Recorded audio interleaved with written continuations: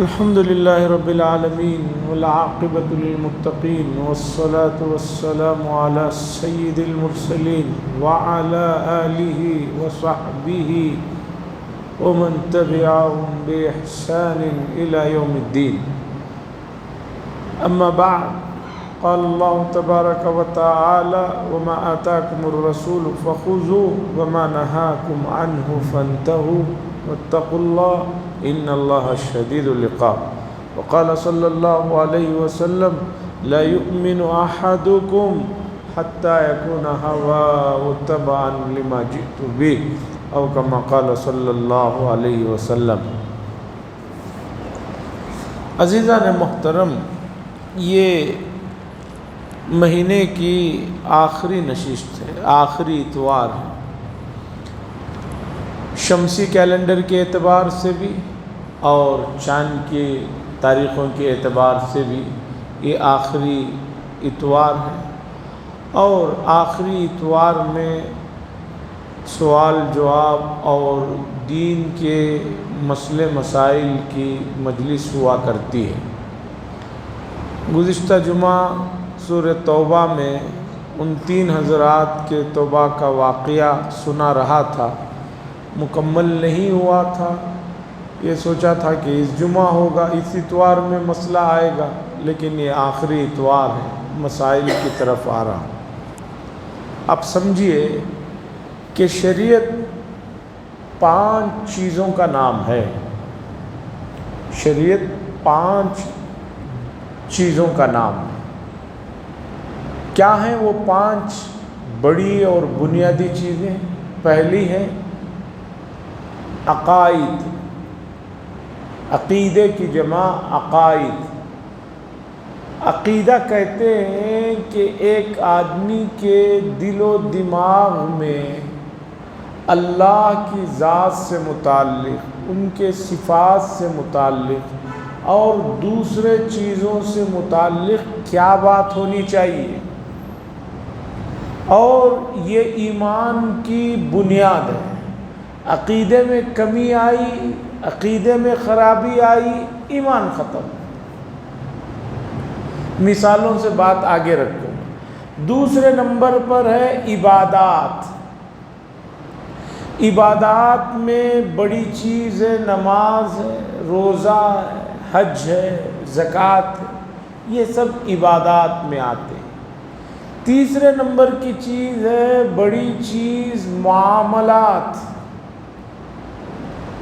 کہ بھئی ایک مسلمان کو دنیا میں رہتے ہوئے معاملات کرنا پڑتا ہے.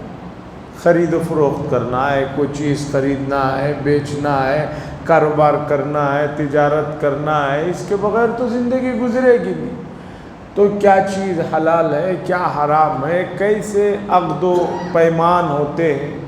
دنیا کے بھی ہر ملک کے الگ الگ اصول ہیں، لیکن شریعت کے جو اصول ہیں وہ تمام کے تمام معاملات میں آتے ہیں، اور معاملات کا بڑا حصہ شریعت میں اہم ہے.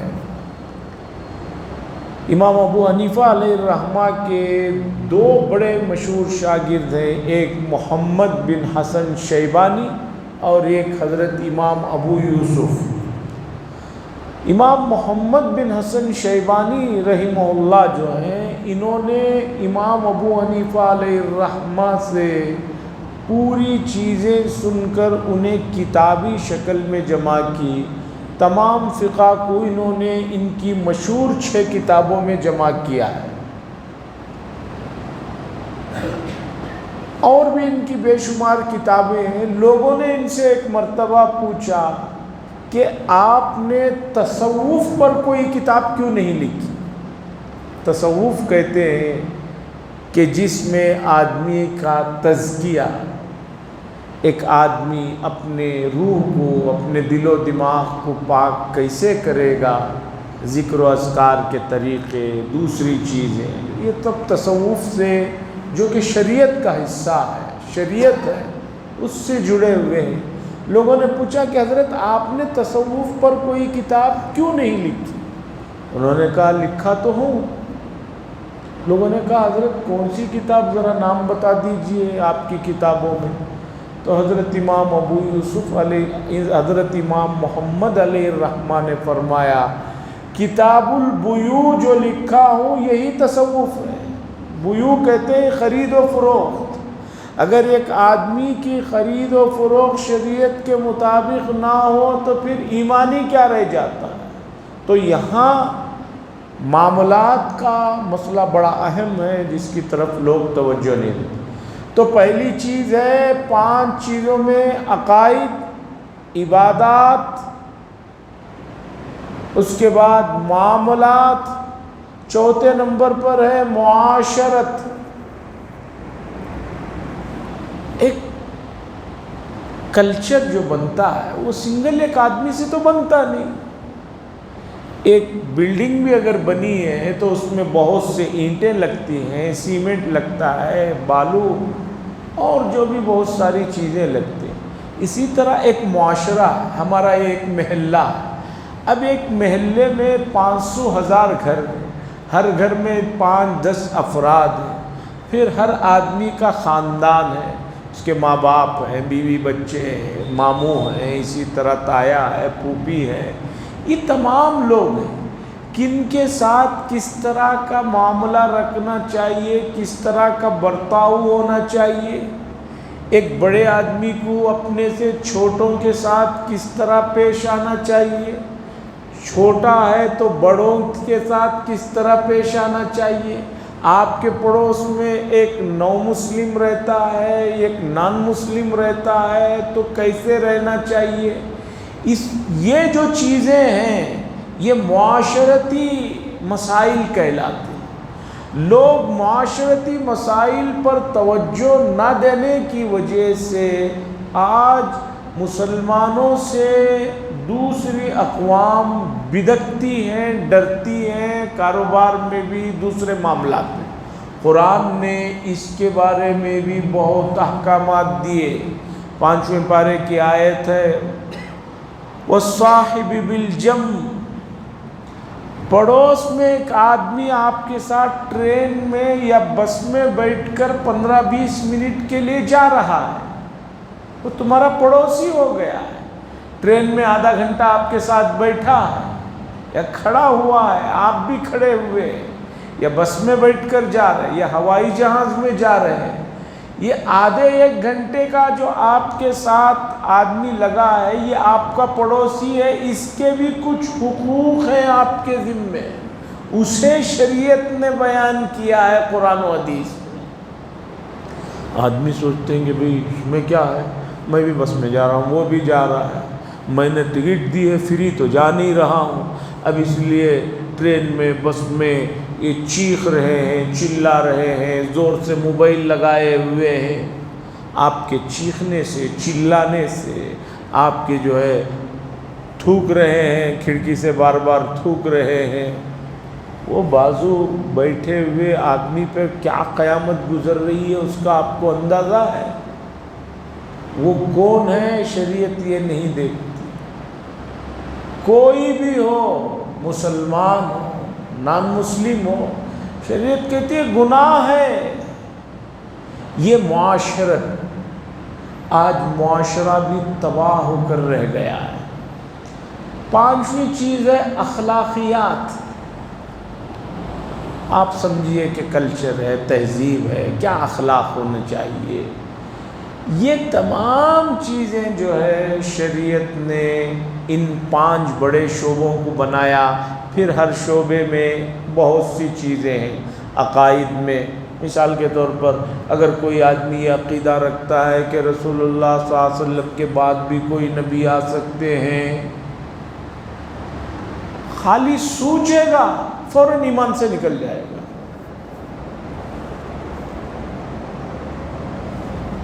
اسی طرح کوئی آدمی یہ سوچتا ہے کہ ہماری شریعت کے جو قوانین ہیں ان قوانین سے بہتر فلاں ملک کے قانون ہیں، ایمان سے نکل جائے گا۔ اور کوئی آدمی سوچتا ہے کہ بھئی جیسے اللہ ہمیں خوشی اور غم دیتے ہیں، فلاں صاحب بھی بالذات دینے کی سکت رکھتے ہیں، ایمان سے نکل جائے گا۔ عقیدوں کا مرحلہ بڑا ہے. پھر عبادات ہیں، عبادات میں نماز، روزہ وغیرہ. آج میں آپ کے سامنے شریعت نے آپ کو معاملات کے علاوہ، معاشرت کے علاوہ اخلاقیات میں کہیے، جو اخلاقیات بھی اگر قرآن و حدیث کے موافق رہیں وہ عبادت بن جاتی ہے. معاملات اگر شریعت کے موافق ہیں تو وہ بھی عبادت بن جاتی ہے. آپ خرید و فروخت کر رہے ہیں، دکان میں بیٹھے ہوئے ہیں، شرعی اعتبار سے آپ کو دی ہوئی حدود میں ہیں، تو جتنا وقت آپ کاروبار میں لگائے ہوئے ہیں وہ بھی آپ کا عبادت میں وقت شمار ہوگا. آج میں آپ کے سامنے ایک زندگی کا اہم شعبہ ہے کھانے پینے کا. چونکہ جنوبی ہندوستان جو ہمارا یہ ہے، اس میں بھی ہمارا بنگلور شہر ایسا لگتا ہے کہ لوگ جی ہی رہے ہیں کھانے کے لیے. تو اب کھانے پینے کا مسئلہ ہے. اس میں شریعت کے جو پاس و لحاظ ہیں، رسول اللہ صلی اللہ علیہ وسلم نے جو بتائے ہیں، میں ان کو بتاتا ہوں. اس میں بہت سی چیزیں غلط اور غیر صحیح آ گئی ہیں.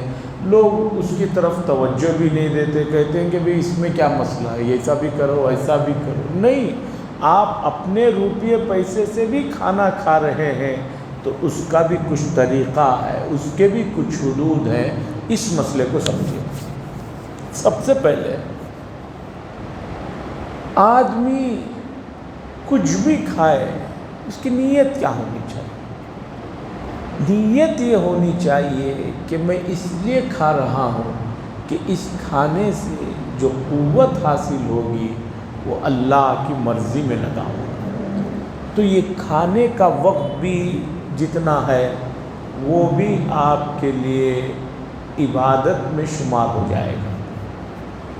کیا نیت رکھنی چاہیے؟ جو میں کھا رہا ہوں، اللہ نے فرمایا کہ اپنے جان، اپنے جسم کی حفاظت کرنی ہے. نہیں کھاؤں گا تو جسم بیمار پڑ جائے گا. اور دوسرا، اس سے جو قوت حاصل ہوگی اس قوت کو اللہ کی مرضی میں اور اللہ کی فرما برداری میں لگاؤں گا. اتنا ذہن میں آپ کے بیٹھ جائے تو یہ ہمیشہ ذہن میں رہے گا، بولنے کی ضرورت نہیں. تو آپ کا کھانا وہ بھی جو ہے پارٹ ٹائم میں نہیں شمار ہوگا، عبادت میں شمار ہوگا. بہت سے کمپنیوں میں بعض کام کرنے والے امپلائیز اتنے زیادہ کوالیفائڈ اور ہیوی پوسٹ پر ہوتے ہیں کہ مجھے بتایا گیا، اور یہ پکی بات ہے، کہ جب وہ گھر سے نکلتے ہیں، ان کو آ کر کار لے کر نکلتی ہے، تو ان کی کمپنی پہنچنے تک، پہنچ کر وہاں وہ اپنا پروگرام یا کام شروع کرنے تک جتنے منٹ یہاں سے لگے ہوئے ہیں کار میں بھی جاتے ہوئے، ان منٹوں کا اور ان گھنٹوں کی بھی ان کو قیمت ادا کی جاتی ہے.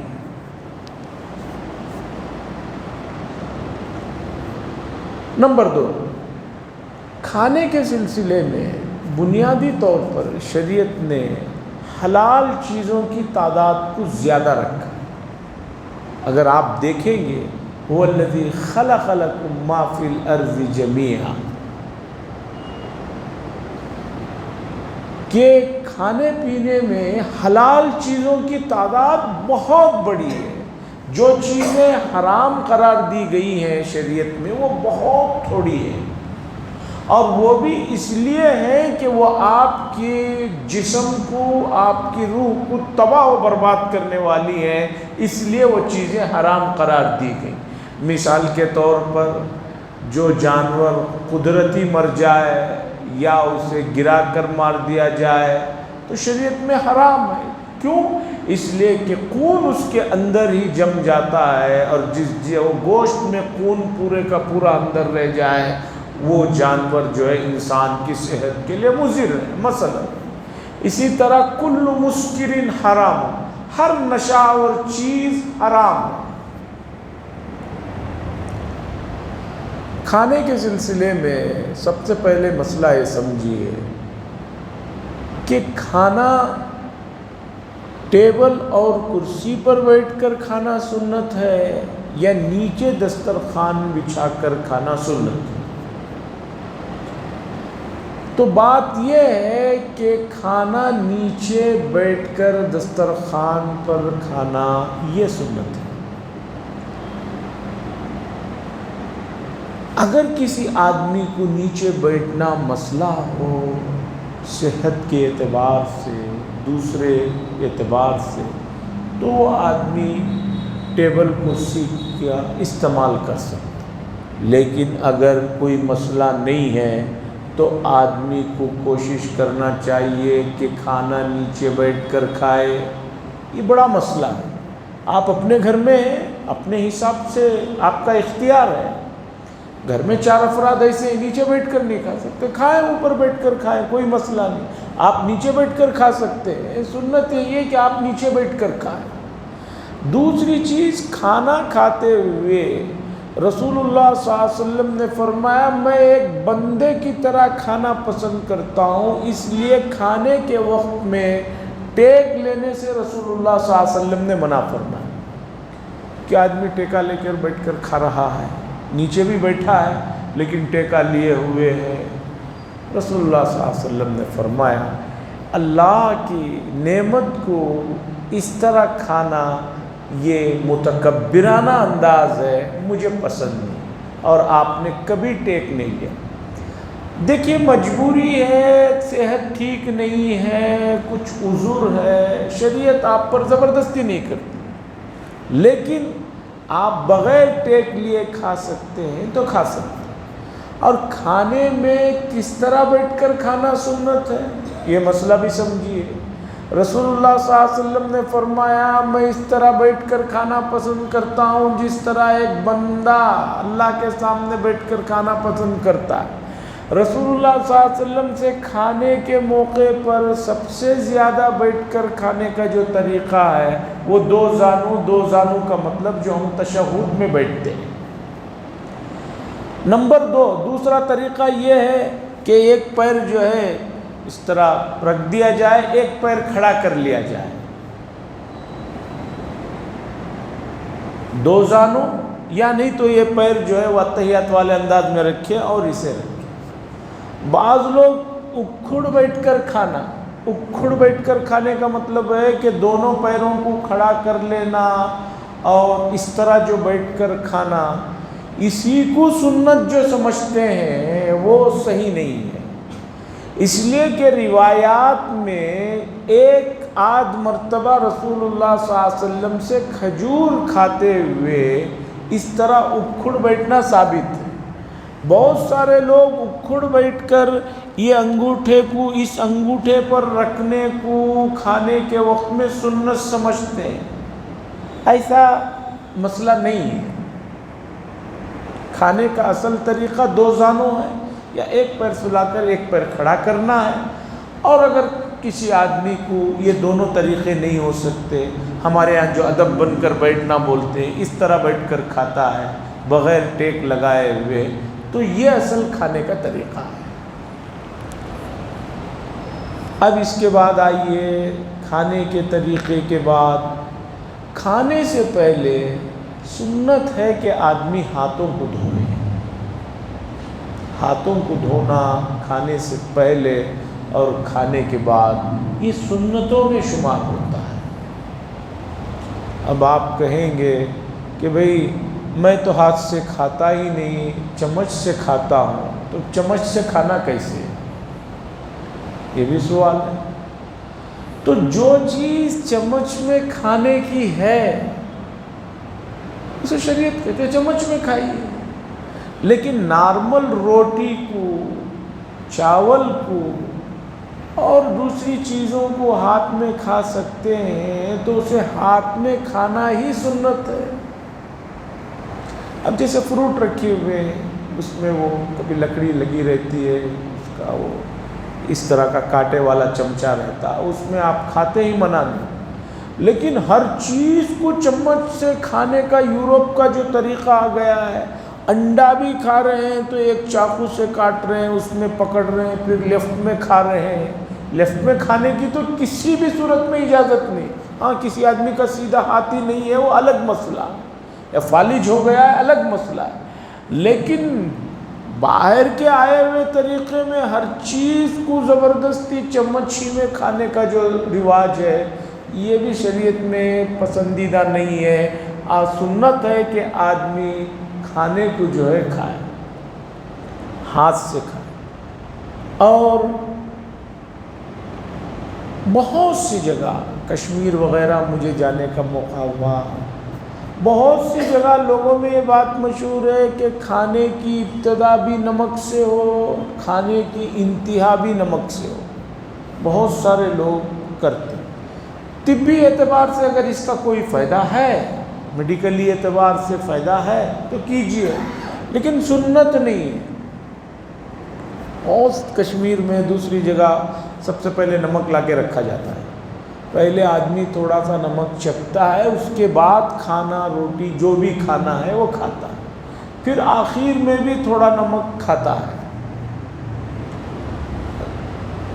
آپ کو صحت کے اعتبار سے ڈاکٹر نے بتایا ہے، حکیم نے بتایا، کوئی مسئلہ نہیں، لیکن اسے اگر سنت سمجھ کر رہے ہیں تو نہیں، اس لیے کہ رسول اللہ صلی اللہ علیہ وسلم سے ڈائریکٹ میٹھی چیز کھانا ثابت ہے، کھجور کھانا ثابت ہے، دوسری میٹھی چیز کھانا ثابت ہے۔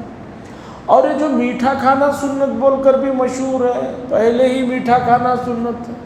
بھئی حضور صلی اللہ علیہ وسلم کے زمانے میں اتنی جو ہے سہولتیں نہیں تھی کہ وہاں 4-5 قسم کی ڈشیں ہوتی تھی، اس میں پہلے میٹھا کھاتے تھے، بعد میں وہ کھاتے تھے، پھر وہ کھاتے تھے، ایسا مسئلہ نہیں تھا۔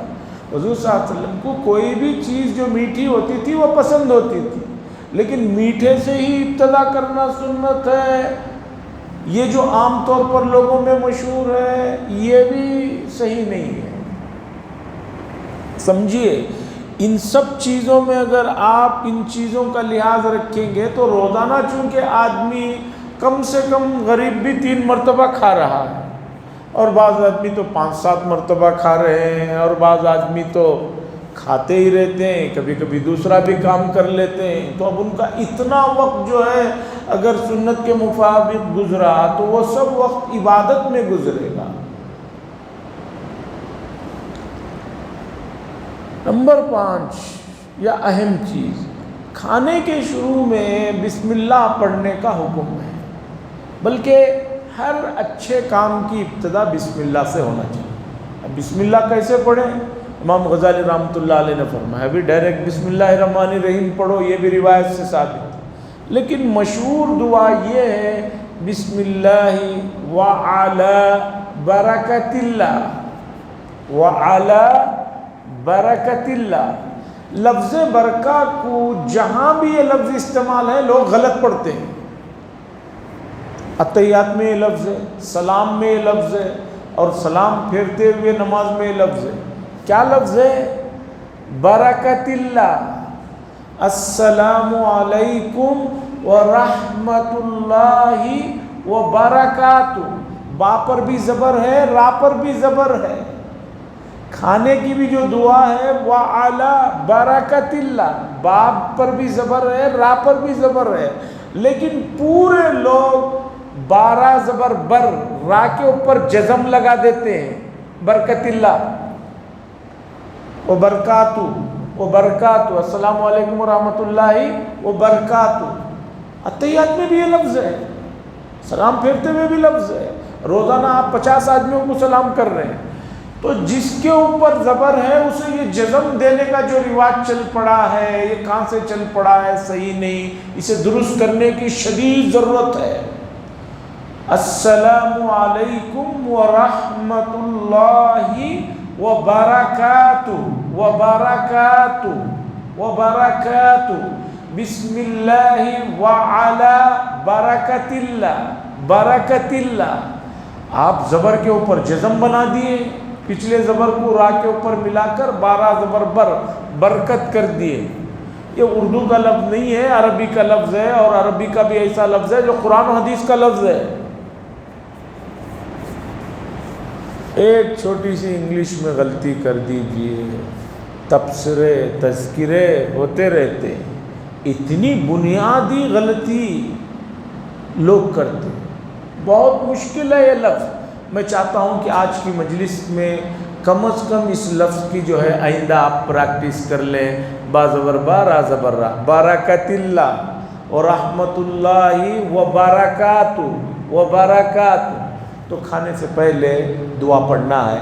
تو اور بھی چیزیں ہیں جو کھانے پینے سے متعلق جڑے ہوئے ہیں، اسے پھر انشاءاللہ کبھی رکھوں گا۔ اب آج کی اس مجلس میں اب تک جو باتیں آئی اس سے متعلق یا کوئی اور سوال ہو تو آپ حضرات فرمائیں۔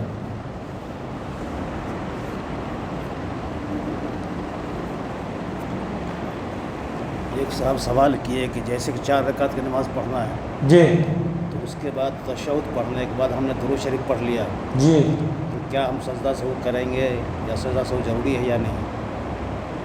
4 رکعت والی نماز میں تشہد پڑھتے ہیں، 2 رکعت بیٹھتے ہوئے، جی، تشہد پڑھنے کے بعد ہم نے درود شریف پڑھ دیا، اس کے بعد یاد آیا جی، اٹھ گئے تو وہاں پہ سجدہ سہو کرنا ہوگا۔ سوال یہ کر رہے ہیں کہ یہ ہوتا ہے 4 رکعت کی نماز ہے یا 3 رکعت کی نماز ہے، اب 2 رکعت میں قید اولا میں بیٹھتا ہے، اتحیات ہوتے ہی فوراً اسے کھڑا ہو جانا ہے۔ غلطی سے، بھولے سے ایک آدمی نے درود پڑھ لیا، 2 رکعت کے بعد بیٹھا تھا، السلام علیکم ورحمۃ اللہ وبرکاتہ کے بعد اسے اٹھنا تھا، لیکن غلطی سے اس نے درود پڑھ لیا، تو اب 4 رکعت ہونے کے بعد اسے سجدے سہو کرنا ہوگا۔ اس پر ایک واقعہ سناتا ہوں جو صاحب بحر الرائق نے لکھا ہے۔ فقہ کی ایک مشہور کتاب ہے البحر الرائق، ابن نجیم مصری رحمہ اللہ کی کتاب ہے، بڑی عظیم کتاب ہے، کئی جلدوں میں، ہر مسئلے کی علت دلیل اس میں وہ ذکر کرتا ہے۔ حضرت امام ابو حنیفہ علیہ الرحمہ کے پاس کوئی آدمی التحیات پڑھنے کے بعد اللہم صلی علی یہ 3 لفظ کہے سجدے سے واجب نہیں ہوتا، اللہم صلی علی پڑھا، یاد آیا ارے نہیں بھی میں ابھی 2 رکعت باقی ہیں، اٹھ کر کھڑا ہو گیا، سجدے سہو کی ضرورت نہیں، لیکن اللہم صلی علی کے بعد محمد کا لفظ پڑھ دیا تو اب اس کے اوپر سجدے سہو واجب ہے۔ یہ مسئلہ کہتے ہیں کہ حضرت امام ابو حنیفہ علیہ الرحمہ رسول اللہ صلی اللہ علیہ وسلم کی خواب میں زیارت ہوئی، رسول اللہ صلی اللہ علیہ وسلم نے پوچھا کہ بھئی ہمارا نام لینے پر آپ نے تو سجدے سے واجب کر دیا، اللہم صلی علی تک تو سجدے سے واجب نہیں، لیکن اللہم صلی علی کے بعد محمد کا لفظ پڑھ دیا تو سجدے سے واجب ہے، ہمارا نام لینا تو جرم ہو گیا کہ آپ نے سجدے سے واجب کر دیا۔ تو حضرت امام ابو حنیفہ علیہ الرحمہ نے خواب میں جو جواب دیا وہ سن کر رسول اللہ صلی اللہ علیہ وسلم نے بھی مسکرایا۔ حضرت امام ابو حنیفہ علیہ الرحمہ نے فرمایا کہ احادیث سے جو مسئلہ میں نے سمجھا وہ یہ ہے کہ آپ کا نام نامی اتنا کم وزن اور کم حقیقت والا نہیں ہے کہ کوئی اسے بھول کر لے، آپ کا نام تو جب بھی لے آدمی شعور سے یاد سے لے، یہاں لینے کا موقع نہیں ہے، وہ بھولے سے لے رہا ہے، اس لیے ہم نے سجدے سے واجب قرار دیا۔ تو رسول اللہ صلی اللہ علیہ وسلم نے خواب میں مسکرایا، چونکہ اللہ محمد کہنے سے بات مکمل ہو جاتی ہے کہ اللہ درود بھیجیے محمد صلی اللہ علیہ وسلم پر، یہ موقع اس جگہ کا نہیں ہے، یہ آدمی بھولے سے پڑھ رہا ہے، یاد سے تو نہیں پڑھتا۔ اگر کسی کو یاد ہے کہ میری اور 2 رکعت ہیں تو بتائیے کیا کرتا ہے، فوراً کھڑا ہو جاتا ہے۔ یہاں جو درود پڑھ رہا ہے یہ بھولے سے پڑھ رہا ہے، اور اللہ کے نبی صلی اللہ علیہ وسلم کا نام بھولے سے نہیں لے سکتے، یاد سے لینا ہے، اس لیے سجدے سے کرنا ہوگا۔ یہ بھی ایک جواب ہے۔ اصل جواب یہ ہے کہ چونکہ شریعت نے کہا کہ فوراً اٹھنا ہے، نہیں اٹھا، تاخیر ہو گئی 3 مرتبہ سبحان اللہ کہنے کی مقدار میں، اس لیے سجدے سے واجب ہے۔ جی جی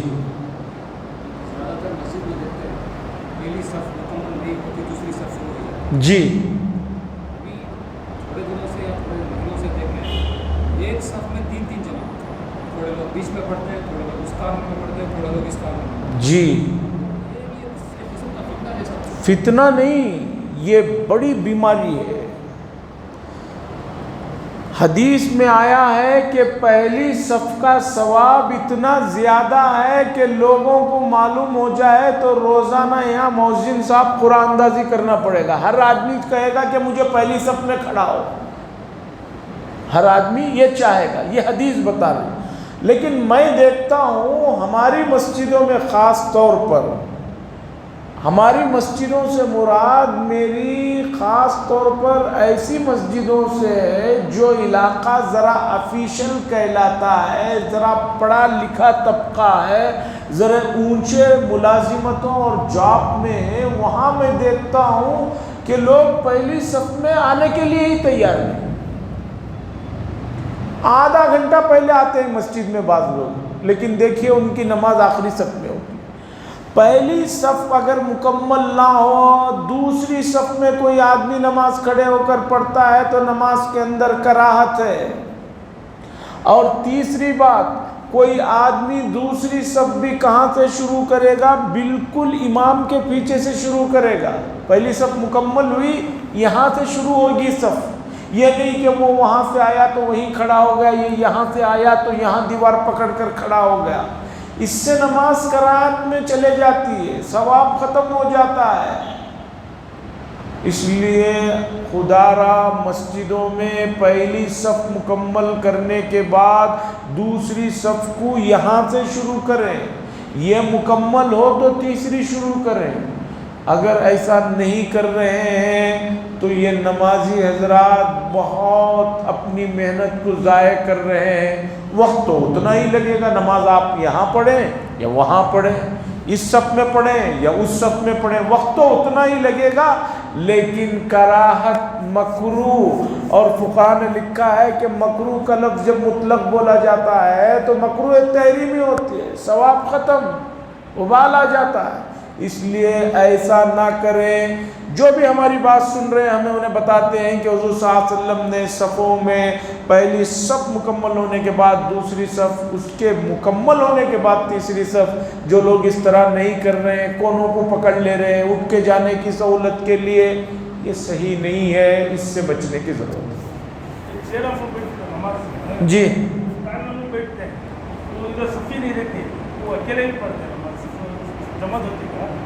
ہاں جی ہاں جی، یہ سب پہلی صف آدھی ہی رہتی ہے۔ سب سے پہلے چیئروں کا مسئلہ سمجھیے۔ پہلی بات تو چیئر پر جتنے حضرات نماز پڑھتے ہیں، میں اپنی مسجد میں بھی اس مسئلے کو بتانے کے بعد پرسنل چیئر پر نماز پڑھنے والے حضرات سے بات کیا۔ چیئر پر نماز پڑھنے کی اجازت اس صورت میں ہے جب آدمی کو نیچے بیٹھنے کی کوئی صورت نہ ہو۔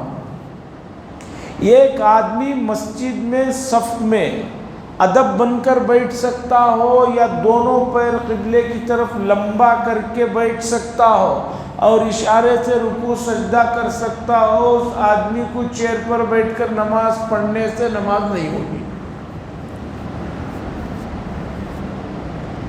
آپ چیئر پر بیٹھے بغیر نماز پڑھنا چاہتے ہیں، آپ کو کچھ عذر ہے، کھڑنے اٹھنے کا عذر ہے، تو آپ نیچے بیٹھ جائیے، اور نیچے بیٹھتے ہوئے آپ کو کسی بھی حیت میں بیٹھنے کی اجازت ہے، بس سینہ آپ کا قبلے کی طرف ہے، دونوں پیر لمبے کر کے بیٹھیے، ادب بن کر بیٹھیے۔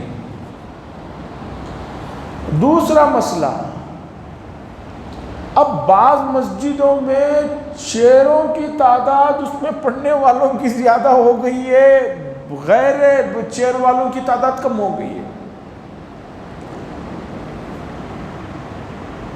پہلی صف کا چھوڑیے، اس میں تو کراہت کا صرف مسئلہ ہے، اس سے بھیانک صورت بتاتا ہوں جو مسجدوں میں بعض مسجدوں میں کیا کیے ہیں کہ ہر صف میں ایک ایک کرسی کونے میں رکھ کر چھوڑ دیے، اب اسی مسجد کو تھوڑی دیر کے لیے لے لیجیے، یہاں پہلی صف میں نماز ہو رہی ہے، فجر میں صرف پہلی صف میں لوگ ہیں، دوسری صف میں لوگ نہیں، لیکن کرسی والے 7-8 آدمی ہیں، کرسی والے 7-8 آدمی ہیں، تو پہلی صف میں ایک آدمی کرسی پہ بیٹھا ہے، 6ویں اور 7ویں صف میں ایک آدمی بیٹھا ہوا ہے، وہ 6 آدمی ایسا بیٹھے ہوئے ہیں لائن سے۔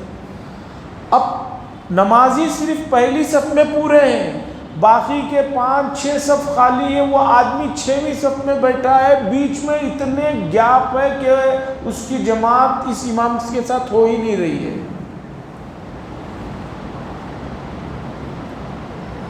اب جیسے 1 2 3 4 5 6 7 کوئی باہر ایک صف میں جماعت ہے اور پوری لائن سے کرسیاں ہیں، وہ آدمی کونے میں بیٹھا ہوا ہے، یا درمیان میں 4 صف خالی ہیں جس میں ایک بیل گاڑی گزر سکتی ہو، اتنی گاڑی گزرنے کی فاصلے کے بعد اگر کوئی آدمی بغیر یہاں صفوں کے وہاں بیٹھا ہوا ہے تو اس کی نماز ہی نہیں ہوتی۔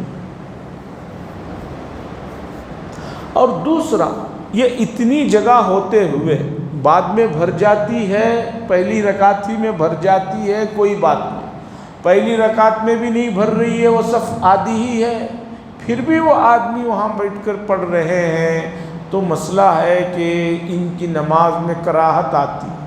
اب اس کے لیے کرنا کیا ہے، یہ مسئلہ بہت اہم ہے۔ کرسی پہ جو لوگ مجبوراً نماز پڑھتے ہیں ان کو کرسیوں کا جو ہمارے یہاں حجم ہے چھوٹی کرسی کرنا چاہیے۔ جیسے حرم میں آپ نے دیکھا ہوگا چھوٹی سی کرسی ہے، لا کے رکھ لیے، پڑھ لیے، اٹھا لیے، چل لیے، اس طرح کرنے سے مسئلہ قابو میں آ سکتا ہے۔ لیکن نہیں، ہمارے ہاں ایک سے ایک سہولت کی کرسیاں لوگ ایصال ثواب کے لیے لا کر رکھ رہے ہیں مسجدوں میں، اور بعض تمل ناڈو میں تو وہ 7th میں پڑھتے وقت میں جو ہم لوگ وہ ٹیبل لکھنے کا رہتا تھا، وہ ٹیبل بھی رکھ دیے، اس آدمی کو زیادہ جھکنا بھی نہ پڑے، وہ ٹیبل پہ سجدہ کر کے سمجھ رہا ہے نماز ہو رہی، وہ بھی نہیں ہے صحیح۔ تو یہ مسئلہ ہے، اس پر بڑے پیمانے پہ غور کرنے کی ضرورت ہے۔ جو باتیں آئی ہیں ان باتوں پر اللہ مجھے اور آپ سب کو عمل کرنے کی توفیق نصیب فرمائے۔ وآخر دعوانا الحمدللہ رب العالمین، لک الحمد و لک الشکر اللہ، اللہم صلی علی سیدنا شفیعنا نبینا حبیبنا مولانا محمد بارک وسلم۔ ربنا آتنا فی الدنیا حسنہ وفی الآخرۃ حسنۃ وقنا عذاب النار۔ صلی اللہ تعالی وسلم علی خیر خلق محمد وعلی آلہ وصحبہ اجمعین، والحمدللہ رب العالمین۔